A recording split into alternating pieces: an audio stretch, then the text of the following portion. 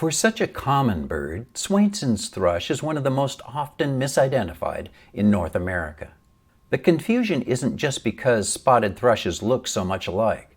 Birdwatchers often expect Swainson's thrushes to arrive in spring far earlier than they actually do, right in the middle of the hermit thrush migration peak, their closest look-alike.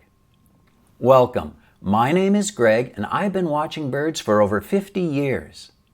In this video, I'll show you simple, beginner-friendly tips to accurately identify Swainson's thrushes and avoid common mix-ups. You'll confidently be identifying these birds in no time. Look at the eye ring to quickly identify a Swainson's thrush. It has a bold, pale buffy ring around its eye that connects with a pale line above the bill, making it look like it's wearing glasses. This broad, golden cream eye ring is a standout feature among spot-breasted thrushes. This ID tip is key for separating Swainson's thrush from other thrushes. However, it won't work if you're not looking at a thrush. So next, we'll eliminate a couple similar species that might cause confusion. Then we'll examine a couple more ID tips that will separate Swainson's thrush from hermit thrushes, including listening to their songs and calls. Finally, we'll look at their distribution and seasonal status to see when Swainson's thrushes are in your area. One similar species is sage thrasher. Sage thrashers have bold, dark streaks on their breast that can resemble the spots of thrushes, making it easy to confuse these species at first glance. They also have short, straight bills that add to the similarity.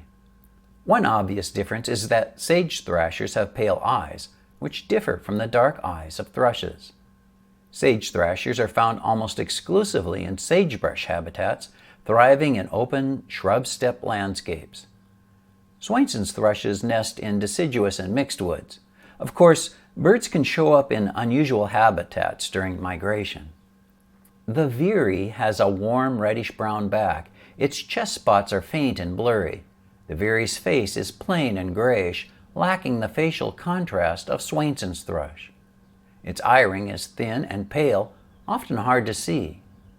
These features contrast with those of Swainson's thrush, which has a darker olive-brown back, bold and well-defined spots on the breast, a broad golden cream eye ring, and a face with more contrast and buffy tones. Now that we've covered two similar species that might cause confusion, let's turn to the most common look-alike, the hermit thrush. Many birders mix up Swainson's and hermit thrushes, so let's focus on the key differences between them. When trying to separate Swainson's thrush from hermit thrush, many birders focus on the face. After all, field guides tell us to look for the spectacles on Swainson's thrush, a bold, buffy eye ring connected by a pale line above the bill. But this mark can be tricky. Sunlight, shadows, or messy facial feathers sometimes make the spectacles hard to see. Not only that, some hermit thrushes look like they have spectacles too. Instead of relying solely on the spectacles, concentrate on the eye ring itself. Swainson's thrush has a broad, golden cream eye ring that blends softly into the face.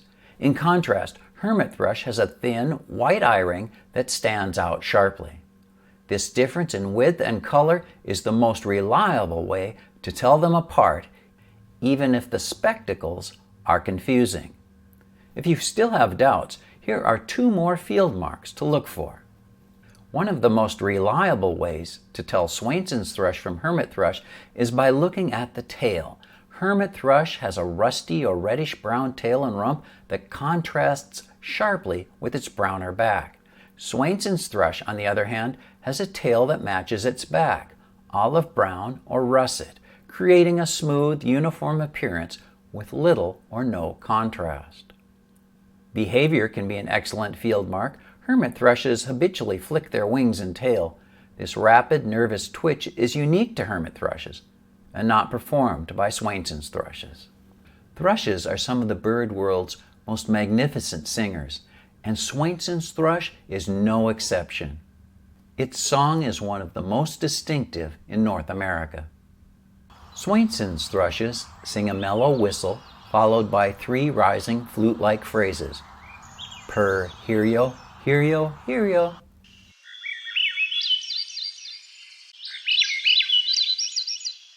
This spiraling song is the only North American thrush song that consistently ascends. The call of Swainson's thrush is a simple whistled whit. In contrast, the hermit thrush gives a low husky chup, or chup-chup call, which can sound surprisingly like a blackbird. Knowing when these birds appear in your area will help you know what to expect. Even experienced birders mistakenly report the season's first Swainson's thrush too early. Hermit thrushes are hardy birds that winter widely in the lowlands of the U.S., making them the only spotted thrush commonly seen during this time. As spring arrives, hermit thrushes begin migrating northward, with their numbers peaking in April. By mid to late May, most have moved into higher elevations or northern forests to breed. Swainson's thrushes, on the other hand, are true long-distance migrants. They winter in Central and South America and don't arrive in the U.S. until late April. In the central U.S., they typically appear around April 24th, while in the West, any Swainson's thrush reported before May 1st should be carefully double-checked. Hermit thrushes are far more likely at that time. Swainson's thrushes begin their southward migration in mid-September, with most leaving North America by October. Listen at night for their whit and weep calls as they migrate overhead. Swainson's thrushes are almost unheard of in winter, as they spend this season in Central and South America. Any Swainson's thrushes reported after October should be carefully scrutinized, as late sightings are extremely rare. Do you remember the key marks of the Swainson's thrush? Look for that bold, buffy eye ring and spectacled face, the smooth, olive-brown back and tail, and the soft ascending, flute-like song. Swainson's doesn't flick its wings and tail like hermit, and you won't find it here in the winter. Listen for its song and its whit call in spring and early summer. Next time you're birding in the woods, watch and listen for these clues.